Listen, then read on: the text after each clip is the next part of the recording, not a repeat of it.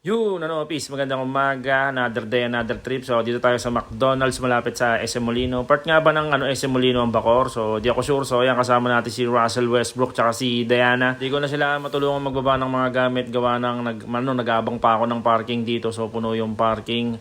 Muna tayo, abangers tayo ng aalis. Tatlo nga pala yung event nila ngayong araw. So, si Esme hindi na sumama yung gawa ng kakauwi lang din kanina. Masyadong maaga yung event nila kanina. Kaya hindi rin natin sila naihatid. Hindi makakasama yung mga bata kasi nga sobrang aga.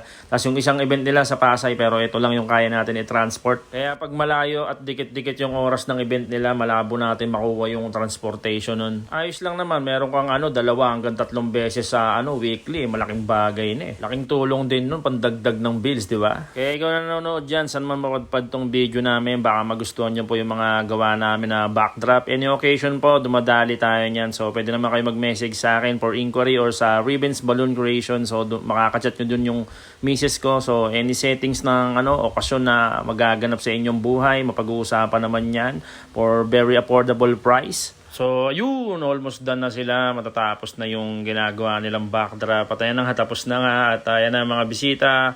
Dumadami na sila. So, medyo masikip pala dito sa McDo na to. Parang tawag dito, all mid.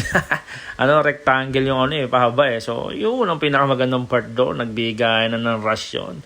So, FT na tayo. Super fasting na nga ako nito eh. Alas 2 na ng hapon to. Yun, papunta naman tayo ng Paliparan. Gawa ng tapos na yung party. Akutin na natin yung yung naging unang event nila kanina, nila Esme. So, akutin na natin yung mga gamit kasi nga tapos na yung party. Medyo makipot dito sa loob.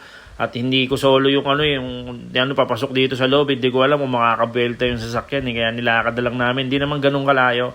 So ito yung kanina, yung backdrop nila kaninang umaga nila Esme. So ayan, nililigpit na natin. So ayun si Madam, yung client natin. So ayan, dito sila. Yung private pool pala to. Ayos din, no? Yun, at nagaya si Madam na kakain daw kami. May mga ulam pa naman. Di ko tatanggihan yan, boy. Uy, kain na! Kain kayo, no?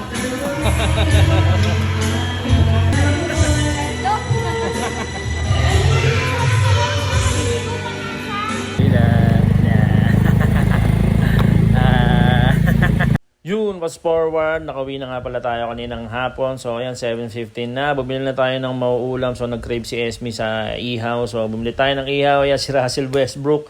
Biniyay na naman ako. Inom daw kami bago siya umuwi. So, sige, palag na yan. One-on-one kami, pero may susunod si paring Clip. So, yun na nga, speaking of the D-Bell. So, yun lang naman mga peace. Tamang chill lang na muna tayo dito hanggang sa susunod na trip. Huwag kakalimutan magtrabaho na malupit. Bawal tamad. Ayos! Alright!